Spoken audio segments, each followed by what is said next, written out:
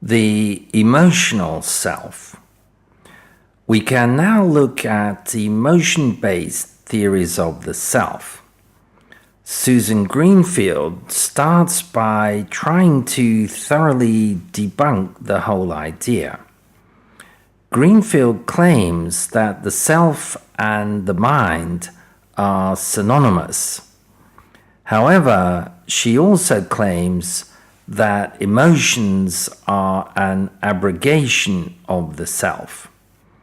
The young child is swamped with emotions until it develops a sense of inner control.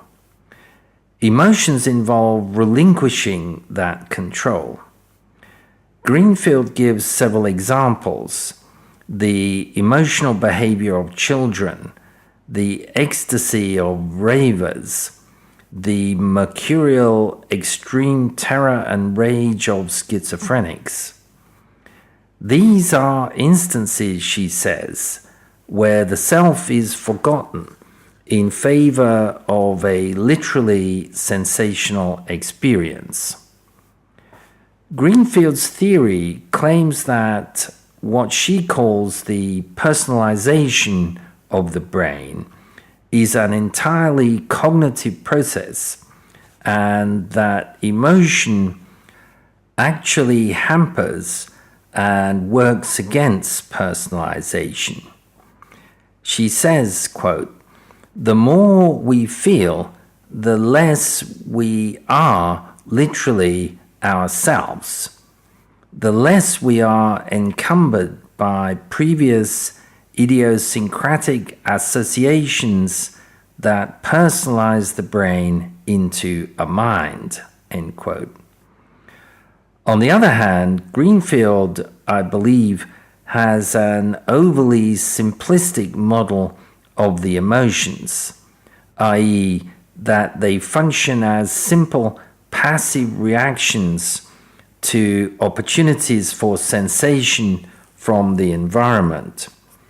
She clearly doesn't include more subtle and complex behavioral patterns such as maternal care among the emotions. In stark contrast to Greenfield's position is Jaak Panksepp. As an animal researcher, Panksepp asserts that all mammals, and possibly birds and other species, have direct phenomenal experience of emotional states. This contradicts the mainstream position in neurophysiology, which claims that this is unknowable, apart from the case of human beings who can verbally report their inner experiences. Secondly, and again contrary to mainstream neuroscience, he posits that human beings also experience emotions directly from the activation of the primordial emotional centers in the brain's limbic system. This contradicts the conventional view that emotions only become conscious when the neurophysiological reactions of the limbic system have been analyzed by the higher cognitive centers of the brain. Thirdly, Panksepp claims to have identified 7 elaborate emotional systems in the human brain, in which he includes positive emotions such as caring and play.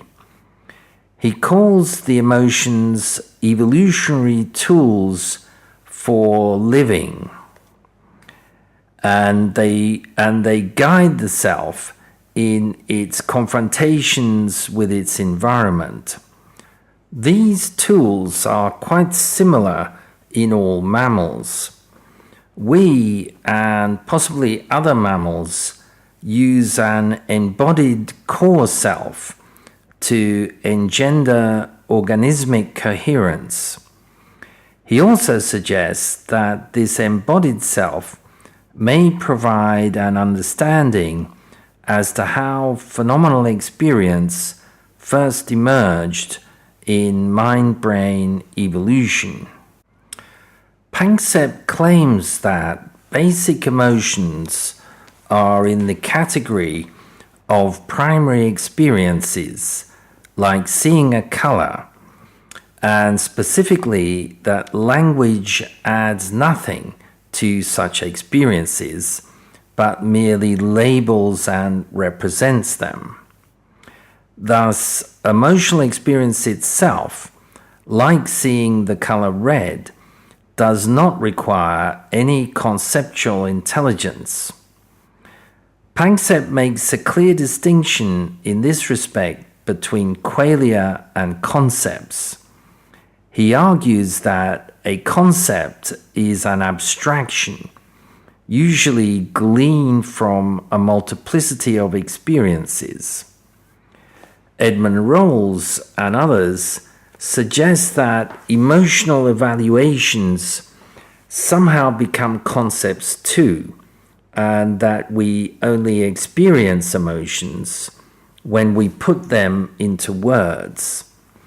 Panksepp objects to this. He comments, quote, "We know that people experience pain before having the concept of pain," end quote. And he insists that this is the case for all the primary process emotions that he claims to have discovered. Contrary to Rawls and many other mainstream emotional researchers, Panksepp insists that all other mammals, and perhaps other species, do have subjective emotional experience. As he says, their position would, quote, "mean that only human beings and perhaps some other primates are affective creatures. Presumably, less intelligent mammals copulate without lust, attack without rage, cower without fear, and nurture without affection," end quote. Panksepp envisages the affective networks in the brain as nested hierarchies. He says, quote, "The lower brain-mind functions are embedded and re-represented in higher brain functions, which yield not only traditional bottom-up controls, but also top-down regulations of emotionality. This provides two-way avenues of control," end quote. Panksepp also notes that the neural areas he associates with the core self are massively connected to many other parts of the brain. The core self is connected with various sensory triggers and regulatory feedbacks to motor functions, autonomic integrative responses, as well as to many higher cognitive processes. Panksepp suggests that this massive interconnectedness may be regulated by the concepts of nonlinear dynamics, such as the attractor landscapes of chaos theory. Daniel Siegel, the developmental psychologist and researcher, sees the mind as a real entity. Unlike the heart, lungs, or brains, it cannot be directly observed, but this doesn't mean that it's not just as real as these other human organs.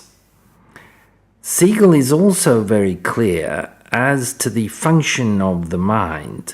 Quote, "It governs the total organism and its interaction with the environment," end quote. Siegel further suggests that the central goal of the mind is to bring about the integration of experience across a lifetime. Siegel also insists that emotion is central and fundamental to this process of integration.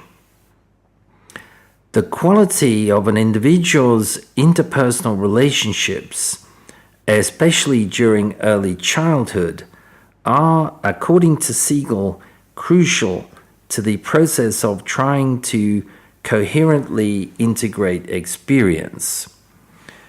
The self emerges during early infancy as a product of the mind's efforts to integrate its experience. Siegel quotes Alan Schroff's definition of the self, quote, as an internally organized cluster of attitudes, expectations, meanings, and feelings. In his view, the self emerges from an organized caregiving matrix that in part determines how the individual responds to, engages with, or avoids the environment.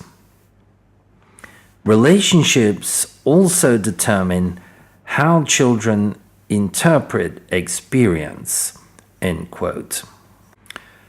The specific shape into which each individual child's mind-brain is sculpted is, according to Siegel, dependent on different patterns of child-parent attachment. These ultimately result in, quote, differing physiological responses, ways of seeing the world, and interpersonal relationship patterns, end quote. He also identifies the communication of emotion as, quote, the primary means by which these attachment experiences shape the developing mind. Research suggests that emotion serves as a central organizing process within the brain. In this way, an individual's abilities to organize emotions, a product in part of earlier attachment relationships, directly shapes the ability of the mind to integrate experience and to adapt to future stressors, end quote. So this essentially is Siegel's model of the self. It is composed of specialized selves which are more or less effectively held together by the integrative role of emotion. Quote, our relationship histories may have shaped particular patterns of feelings, attitudes, and meanings that are more likely to become activated in the future. In these ways, history and present context shape whichever self is organized in the moment. As relationship experiences are repeated, these self-states become repeatedly ingrained and develop their own histories and patterns of activity across time. As we can see, both developmental studies and cognitive science appear to suggest that we have many selves. Within a specialized self or self-state, as we are now defining it, there is cohesion in the moment and continuity across time. The various modules of the mind cluster together in the service of specialized activity processing information in order to achieve a particular goal. Within this cohesion of the specialized self emerges a continuity across time in that self state of feelings, beliefs, intentions, memories, and so forth, which creates a qualitative sense of unity. The mind as a whole, although it exists across time and is composed of many relatively distinct but interdependent modules, functions as a system itself. As a complex system, it is made up of subcomponent specialized self-states, as well as itself being a subcomponent of a larger interpersonal system. End quote.